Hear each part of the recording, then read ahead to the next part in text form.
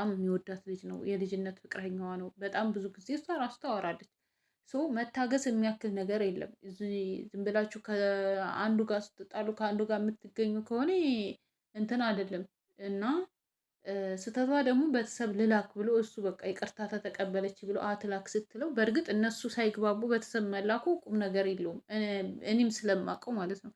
መጀመሪያ የእነሱ መግባባት ነው የሚወስነው ነገር፣ ማመን መተማመን ነው። ግን ደግሞ በሁሉም ነገር ልክ ተያይዛችሁ የሚሆን ነገር አይደለም። እሱ ያደረገውን እኔ ላድርግ ካላችሁ ተያይዛችሁ ገደል ነው የምትገቡ። ገባችሁ? እንደዚህ ያማረ ፍቅራችሁን በኋላ ላይ እንትን ነው የምታደርጉት።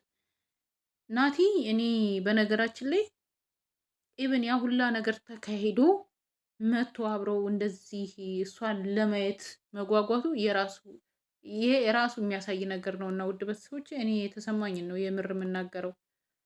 እና የሆነ ነገር ሲፈጠር እናንተ በልክ የምታደርጉት ነገር አብረው ቢኖሩ ራሱ እሷ ከሆነ ሰው ጋር ካየችው እሱም አይቼዋለሁ እኔ የምታየት አለብኝ የምትሉማ ከሆነ አብራችሁ ተያይዛችሁ ነው እንትን የምትሉት። ሰው ሄሉ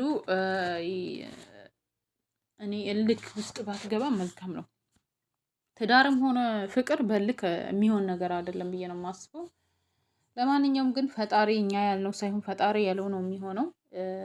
ግን ናቲ ሆነ ሄሉ እልክ በያዙ መልካም ነው። አብረው የሆኑ ደስ ይለን ነበር። በእኛ ግፊት ሳይሆን ደግሞ ፈጣሪ ባለው የእነሱ ፍላጎት ነው። ለሁሉም ግን እግዚአብሔር መልስ አለው። የሆነ ነገር አስቀምጦላችሁ ነው የምለው። ብቻ እኔ ይሄ ነው የምለው። እናንተም ሀሳብ አስተያየታችሁን አስቀምጦ ውድ ቤተሰቦቼ